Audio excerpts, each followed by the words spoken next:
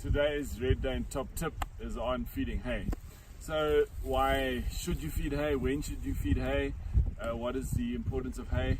Predominantly I'm talking here about in dairy farming. Generally hay is quite an expensive feed if you take it on its nutrient value. Typical Zimbabwean badly made late hay is around 4% protein. But you can make excellent hay if you cut hay very young.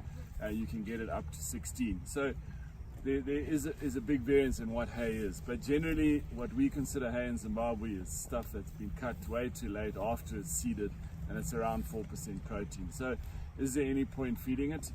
Often there isn't. You should rather be feeding better quality hay, better silages and things like that. But if you have nothing else, then obviously hay helps to keep the cows alive. It also has a purpose where cows are eating large amounts of concentrate and other finely chopped feeds. The structure that they get from the hay, so we're not looking at the value of the nutrients, we're looking at the structural value and the importance that it has in improving the digestion of the other feeds that you're feeding, such as the concentrates.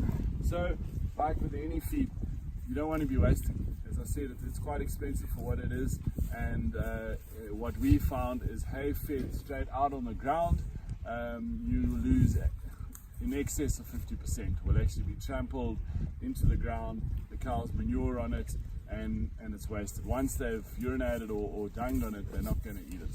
So we think it's worth using hay feeders like this. These are pretty versatile. We also feed grass silage and other things in them, but predominantly for hay.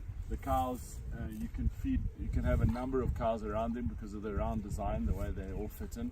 So you don't need your normal 75 centimeters per cow. It's a lot less, probably more like 30 or 40. And as you can see, the cows have got easy access to it with minimal waste. You're never going to have no waste, and waste is something that's really important. If you think that you've measured the amount of hay you need for the year and you're losing half, well then you've only got half the hay, or you need to double the amount of hay that you're going to produce. So in our case, we probably work on a 10 to 15% loss even in the hay feeders. So in other production systems, like TMR systems and so on, we generally want an inclusion rate of, depending on the quality, the better the hay, the more you can feed, and therefore the less concentrate. But if we look at this is, as I say, typical rubbish, giant roads grass, late cut hay, very stalky. The most you'll probably get into a cow of this in a day is 2 kgs, whereas if you nice green early cut grass, you can get up to 5 kgs. Nonetheless, even in a TMR, we try and get some of this into the ration. If we put it either, if you have a good feed mixer, you can put it in long like this and we'll chop it up. We're wanting to chop it into muzzle length pieces with nice sharp edges. This actually stimulates the rumen, gets blood flow to the rumen and improves digestion, and improves, as I said, digestion of all the other nutrients. So that's your target, is to have it chopped up, muzzle length, nice and sharp, straight edges. In a TMR, in a grazing system like this, you can feed it as it is, because the cows, as you can see, like to chomp at it. They'll chop it up into the sizes they've got the time to eat it, and it really helps. If they're on very green grass, you'll find them almost scouring from the high protein and the lack of fiber, whereas if you get a bit of hay into them, it settles their stomachs and you get better digestion. So how do you know if you've got enough fiber in the ration?